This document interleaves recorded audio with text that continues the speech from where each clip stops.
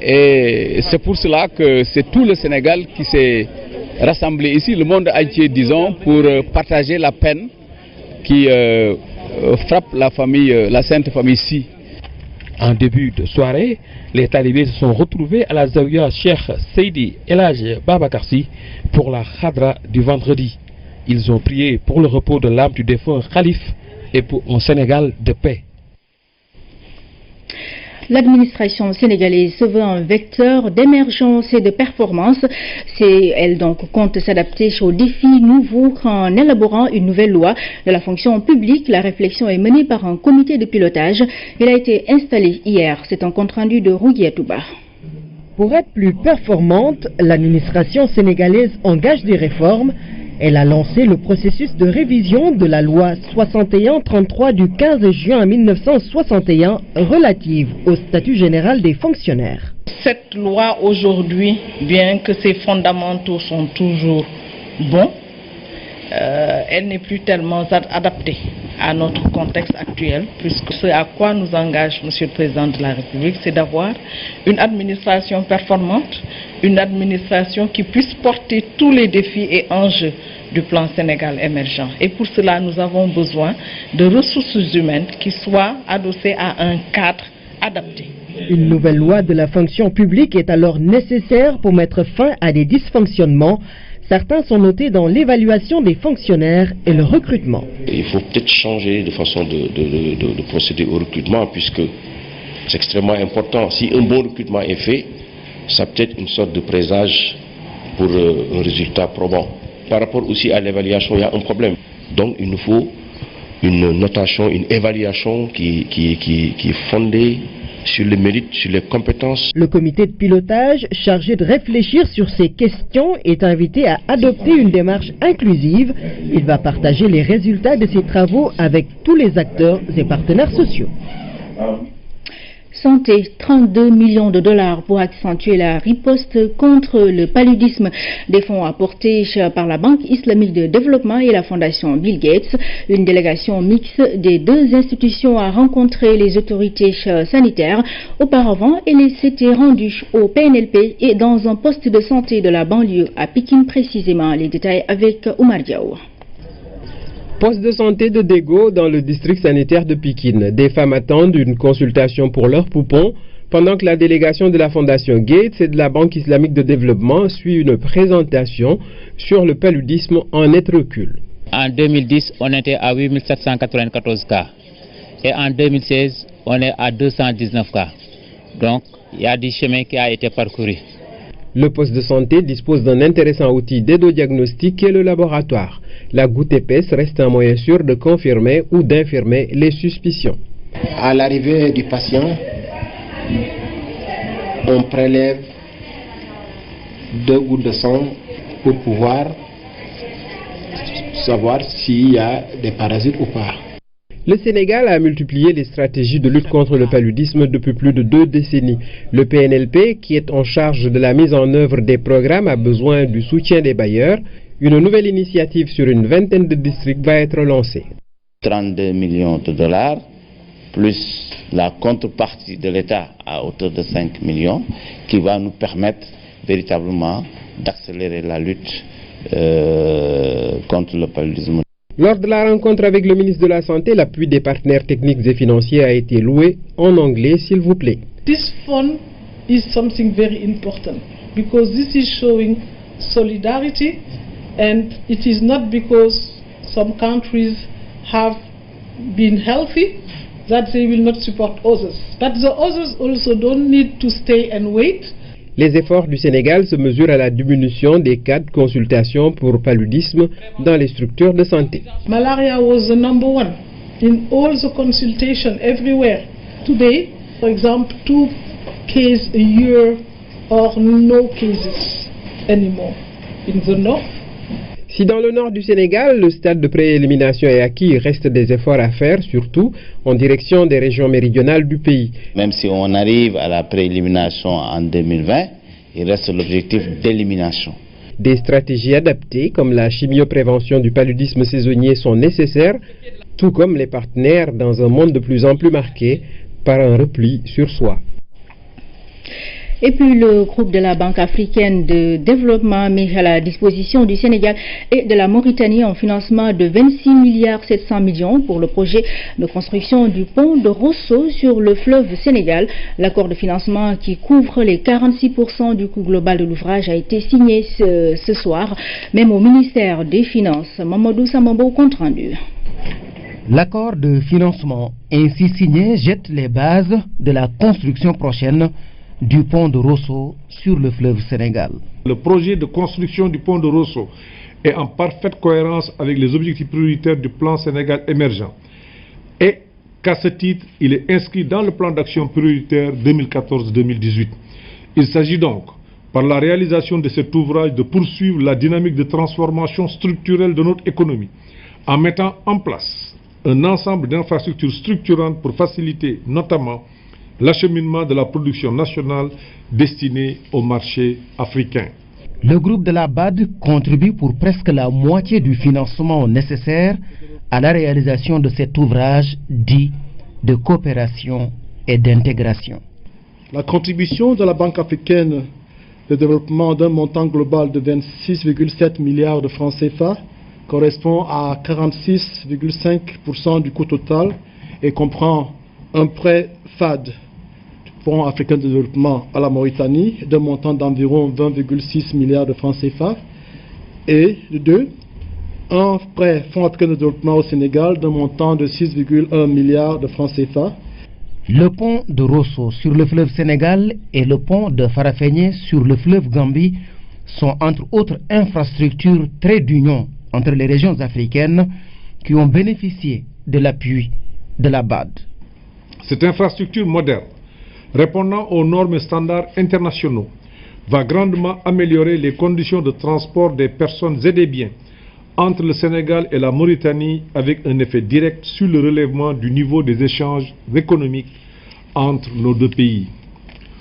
En outre, le pont de Rosso constitue un chaînon essentiel sur le corridor transafricain, Lagos, Dakar, Nouakchott, Tanger, Le Caire. C'est donc un choix politique fort des deux États qui vise à renforcer l'intégration et la coopération en Afrique. Pour le Sénégal, ce sont plus de 870 milliards de financements de la BAD qui sont attendus d'ici 2020. Gestion des risques dans les industries. Un audit a été publié dans ce sens. Commandité par le ministère de tutelle, l'étude vise à limiter les risques liés à la pratique de certaines activités au sein des industries. Ramatadem pour plus de détails.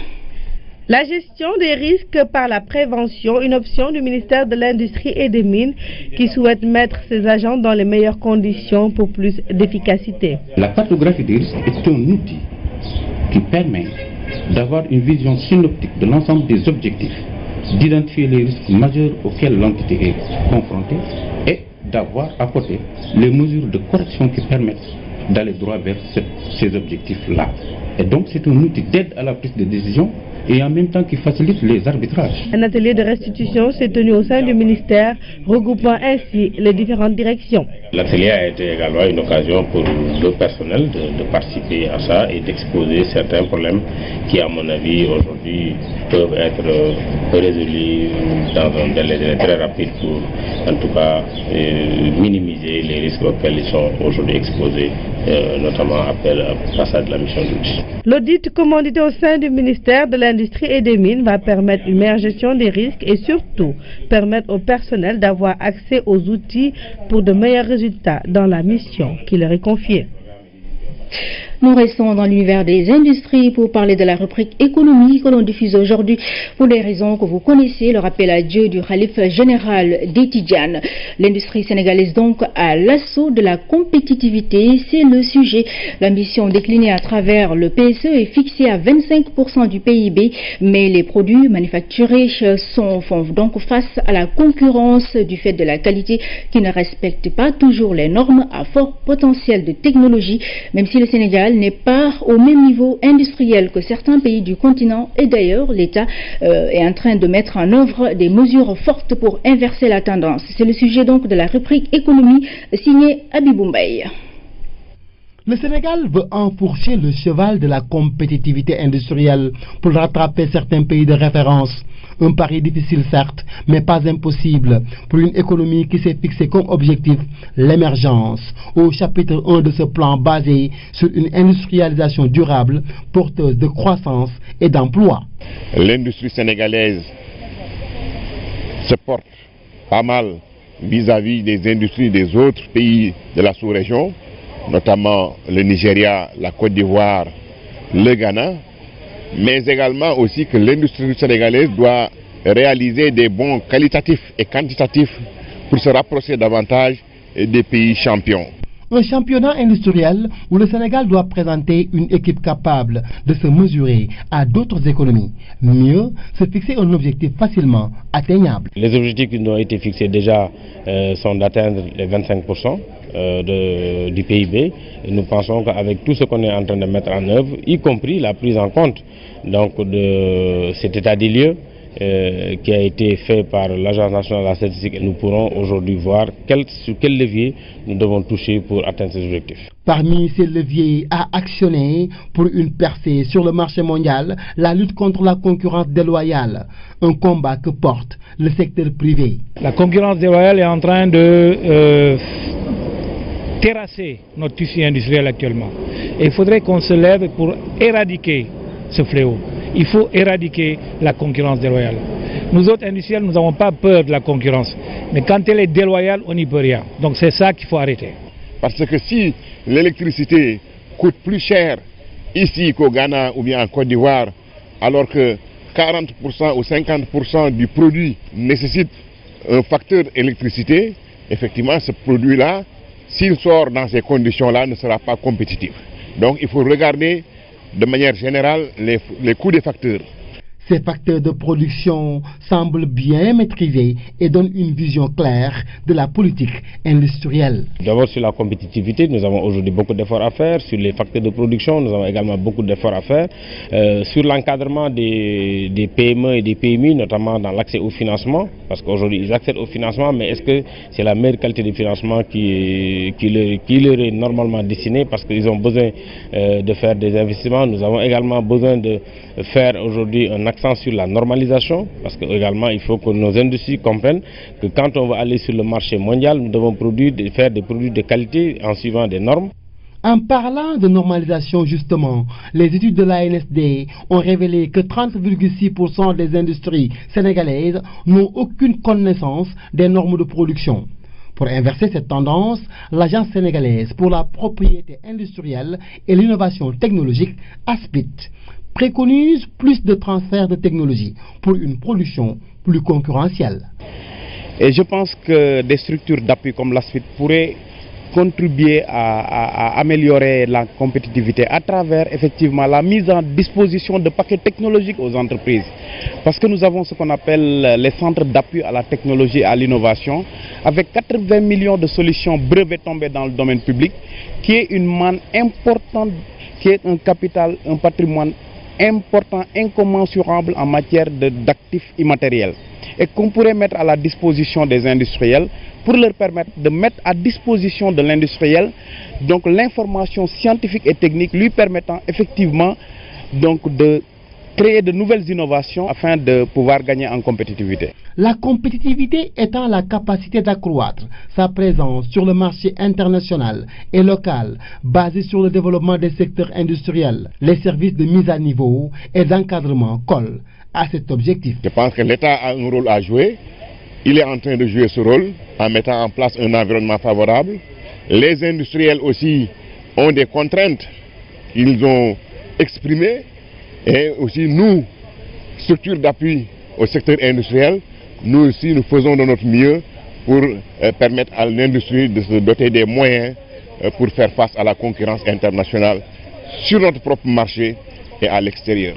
L'extérieur, un vaste marché concurrentiel où les arguments du Sénégal portent sur la stratégie industrielle du PSE qui repose sur la compétitivité. Voilà pour la rubrique économie qui revient jeudi prochain. Validation d'une nouvelle stratégie d'économie d'énergie. L'agence en charge de ces questions a présenté sa feuille de route qui s'inspire des différents programmes mis en œuvre jusque-là. L'objectif est de mettre l'énergie économisée au service de la croissance contre un mur. Tous les programmes de maîtrise d'énergie mis en œuvre jusque-là par le Sénégal sont passés en revue. Tous montrent que l'utilisation rationnelle de l'énergie constitue un levier de croissance et de compétitivité. Aujourd'hui, il est question de proposer une nouvelle stratégie pour capitaliser les expériences des précédents programmes. Ce travail a été fait dans une approche participative, inclusive, qui a invité l'ensemble des techniciens et experts du secteur qui ont travaillé pendant très longtemps pour élaborer ce type de document. Aujourd'hui, nous sommes au terme du processus pour l'adoption du rapport final.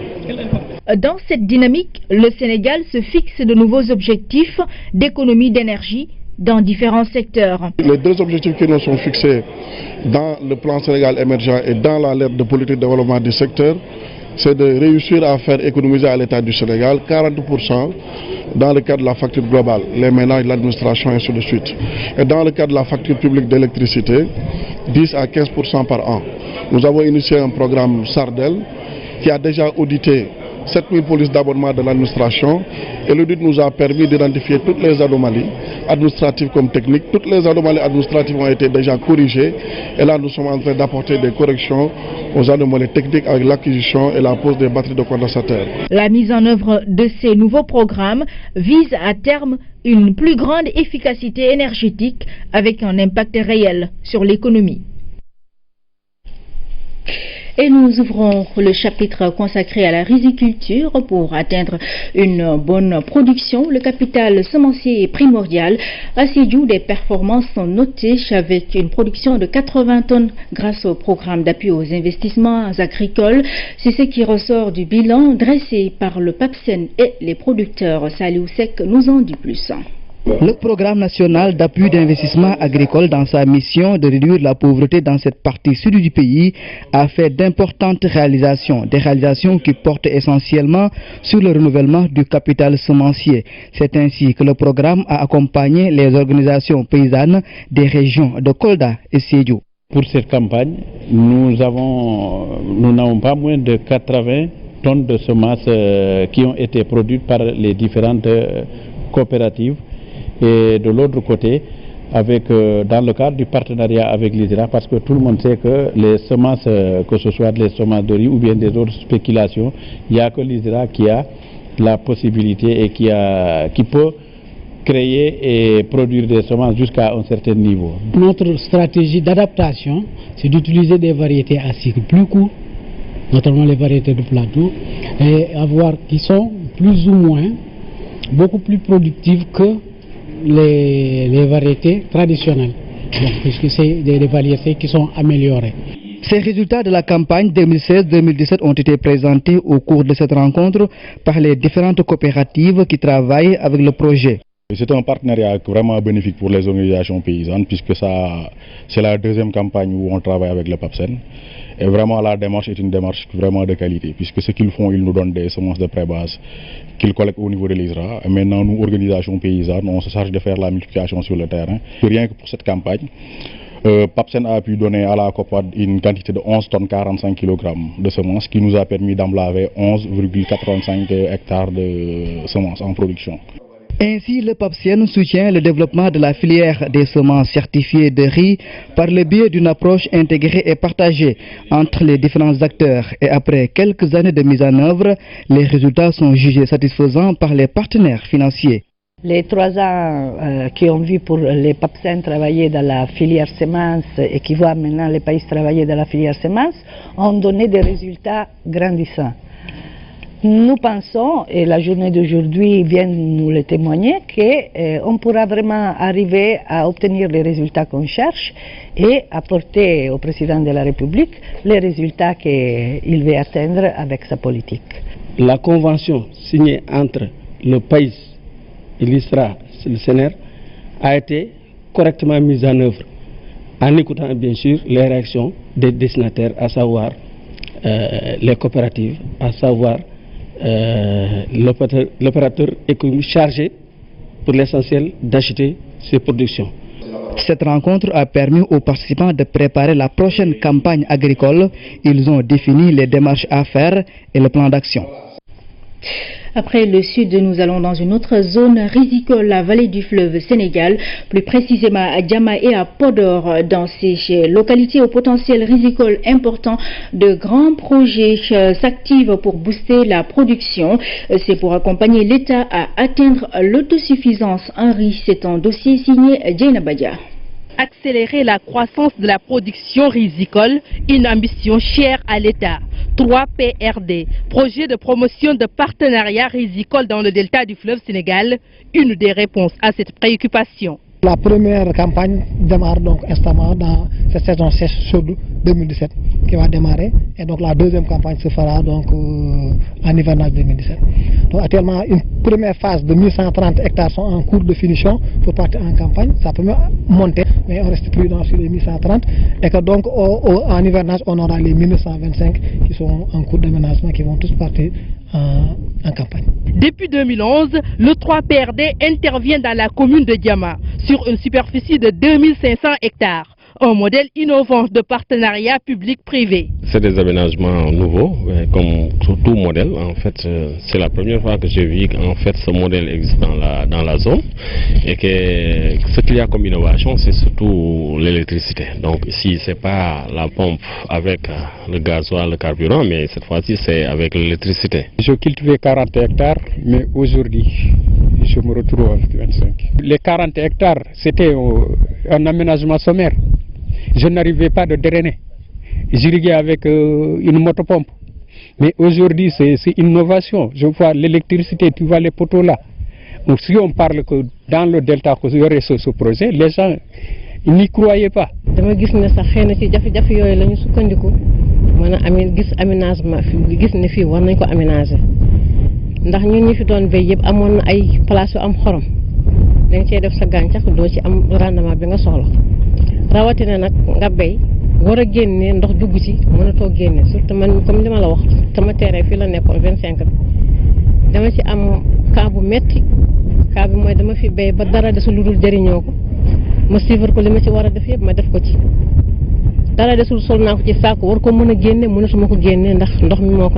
Les superficies exploitées varient entre 5 et 100 hectares. Pour en bénéficier, il faut s'acquitter d'une caution. Des contributions donc, qui vont de 700 000 pour les 5 hectares, 3 millions 5 pour les 10 hectares et 13 millions pour les 25 hectares et 62 millions pour les 50 hectares.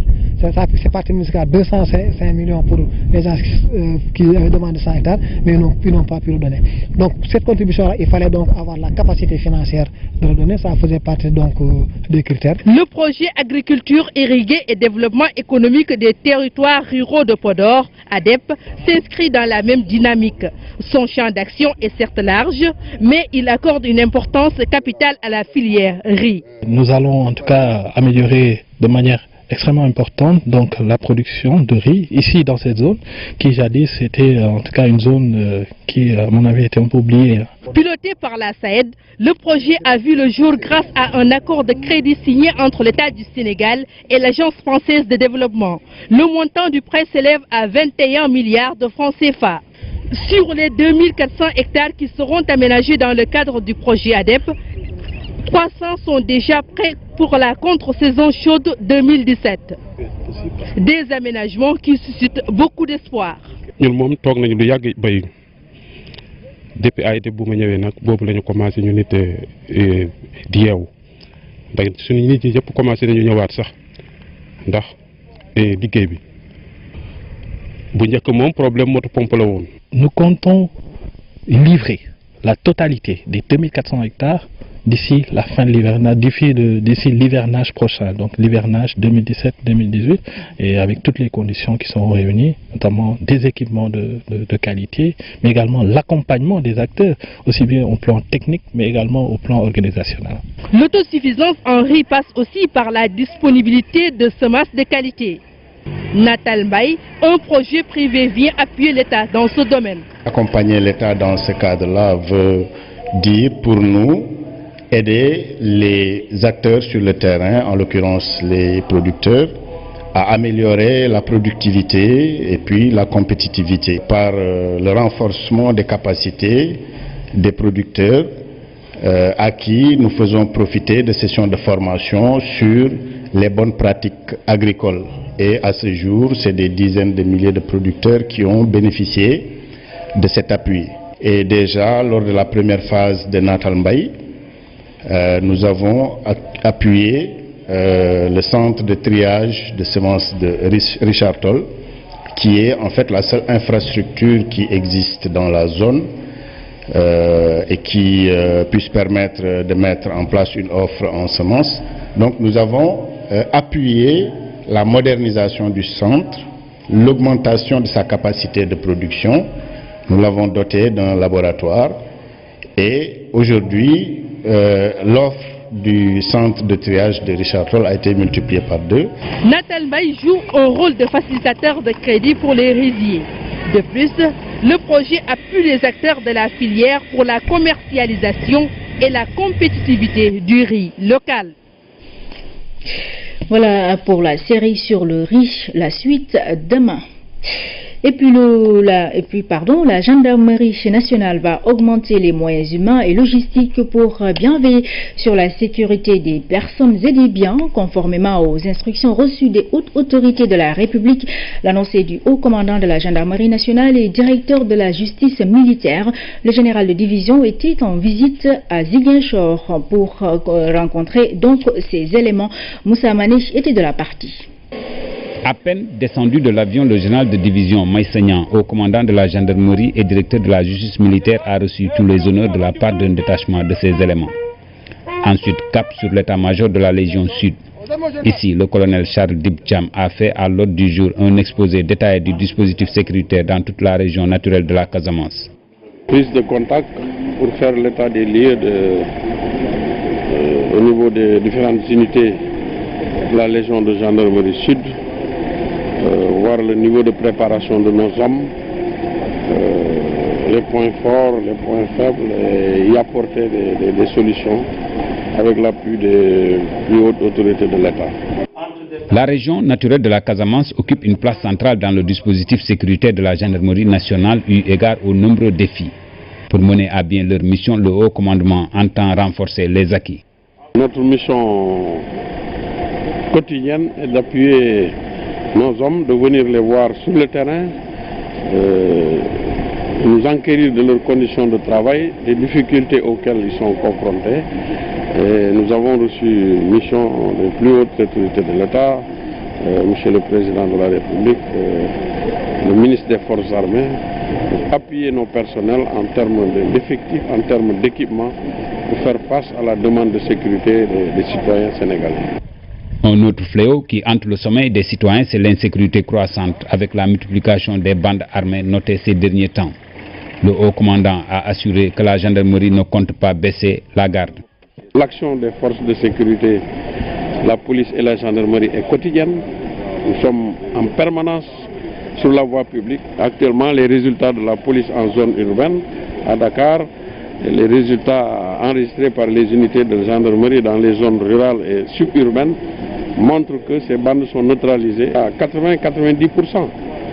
Donc à ce niveau-là aussi, les populations doivent nous faire confiance et nous laisser participer également à l'effort de sécurisation en nous fournissant les renseignements qu'il faut. Le haut commandant de la gendarmerie et directeur de la justice militaire a ensuite été reçu par le gouverneur de Ziguinchor. Al-Hassan Sall a magnifié le professionnalisme de la gendarmerie et le travail abattu. Le général de division Maïsagnan s'est ensuite rendu à Djouloulou, précisément dans la localité de Touba Tranquille, pour constater le travail des militaires. Avant de prendre congé de ses djambars, il leur a assuré de son soutien quotidien. C'est devenu une tradition. Le mois de mars est consacré à diverses activités qui célèbrent la femme. L'Agence nationale de la statistique et de la démographie n'est pas un reste. L'amicale des femmes de la structure a organisé un panel sur vie familiale et vie professionnelle. Hamidou Diop. Cette célébration de la femme à l'Agence nationale de la statistique et de la démographie entre dans le cadre de la quinzaine qui lui est dédiée au mois de mars. Ici, les femmes ont posé le débat sur la relation vie familiale, vie professionnelle à travers ce panel. La plupart d'entre nous sommes des leaders et il est des fois difficile de pouvoir concilier ces deux, alors que c'est deux engagements que nous devons remplir. Et donc nous avons notre vision là-dessus, mais nous avons voulu l'expertise extérieure qui ne sera qu'un plus pour nous, pour pouvoir mieux organiser ces deux vies qui sont capitales pour nous les femmes. Comment faire pour trouver le juste équilibre dans une société qui, selon ces panélistes, n'offre pas beaucoup de possibilités aux femmes? Si l'agent ne se trouve pas dans des conditions maximales de bien-être dans son milieu professionnel, ça va avoir un impact négatif sur sa vie familiale. De notre côté aussi, une surcharge de travail dans l'espace familial et l'espace domestique va avoir des conséquences dans la vie professionnelle qui va se traduire à une plus faible productivité et de performance pour la femme.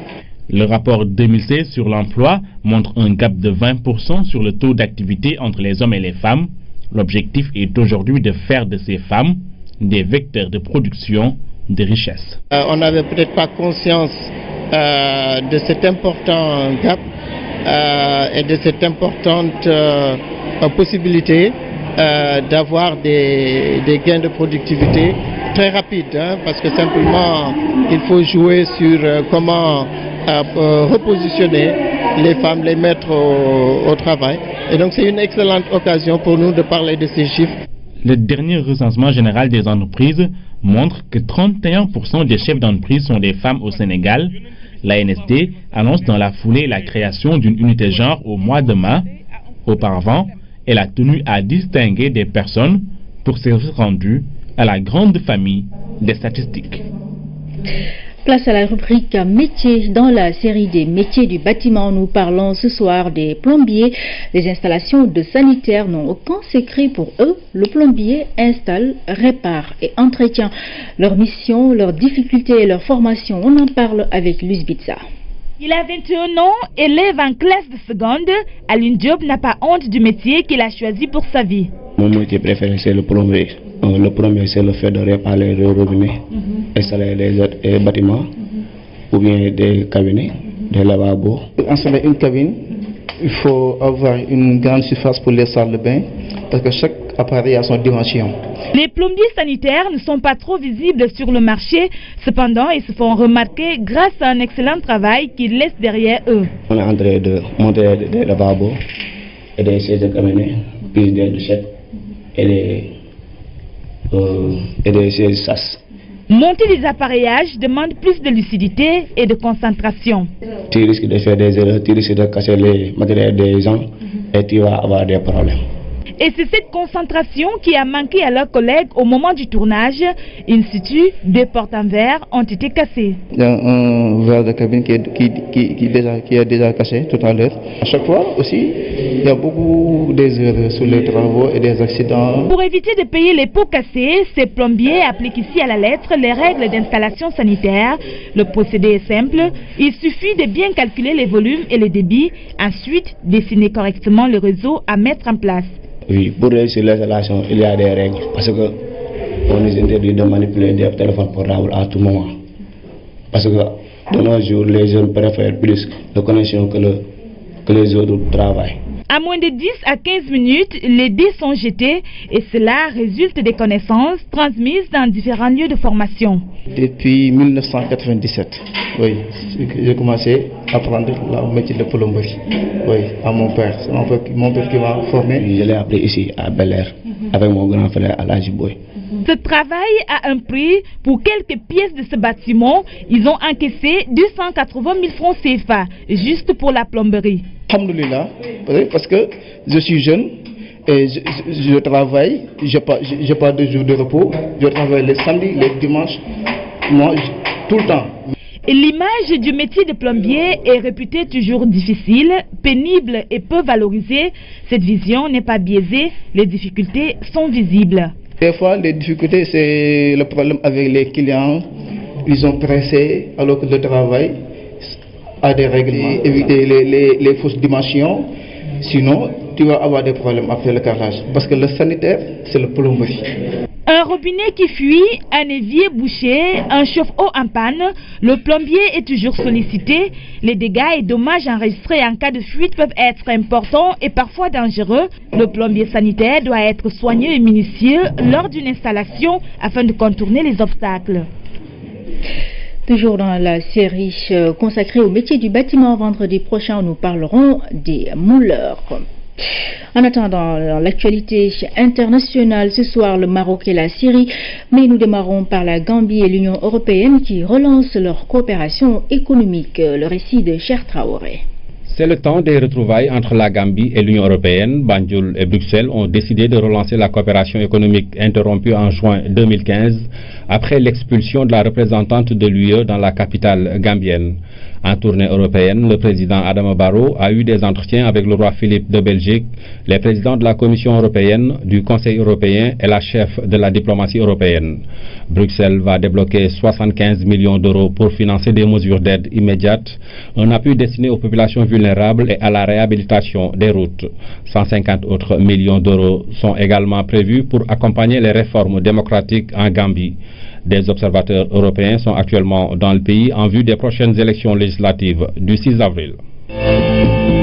Le Maroc a un nouveau Premier ministre, Saadedine El Osmani, a été nommé par le roi Mohamed VI en remplacement d'Abdelillah Ben Kiran. Ancien ministre des Affaires étrangères, Osmani est l'une des figures du PJD, le Parti Justice et Développement qu'il a dirigé entre 2004 et 2008.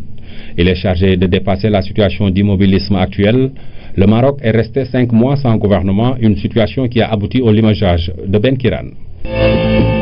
L'armée américaine a reconnu avoir effectué une frappe dans le nord de la Syrie contre Al-Qaïda, mais elle nie avoir délibérément visé une mosquée. L'attaque a fait 46 morts dans ce lieu de culte, selon l'Observatoire syrien des droits de l'homme.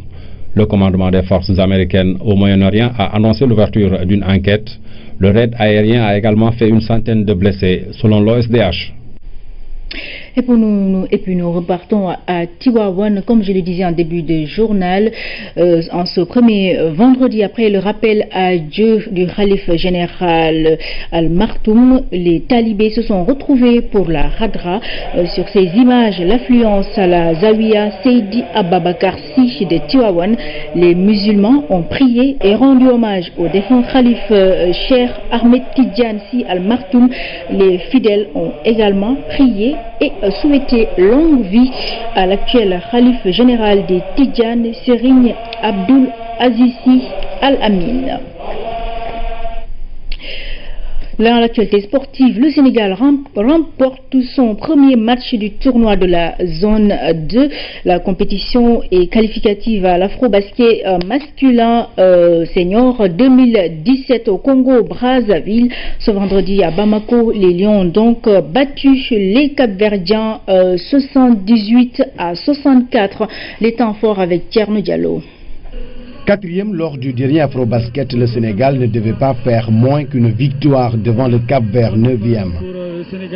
Une entrée en matière réussie par les hommes du technicien espagnol dans ce tournoi de la zone 2 qualificatif à l'Afro-Basket masculin senior Brazzaville 2017. Pourtant, les Lions ont mal entamé la partie. Ils ont couru derrière le score lors du premier et deuxième quart-temps. Les Capverdiens ont mené par 2 fois au score, 15-21 et 30-31. Dans cette première période, les Lions ont fait preuve d'une solidité défensive, mais les Sénégalais se sont aussi illustrés par une maladresse devant le panier. En seconde période, le match prend une nouvelle tournure au troisième quart-temps. Les Lions dominés deviennent dominateurs. Les Sénégalais creusent l'écart et passent devant. Au tableau d'affichage, le Sénégal s'impose 78-64 devant le Cap-Vert. En attendant, les Lions devront affronter les Aigles du Mali ce samedi pour leur deuxième match. Voilà, ainsi se referme cette édition. Mesdames, Messieurs, merci à vous de l'avoir suivi. Très bonne soirée sur la RTS1.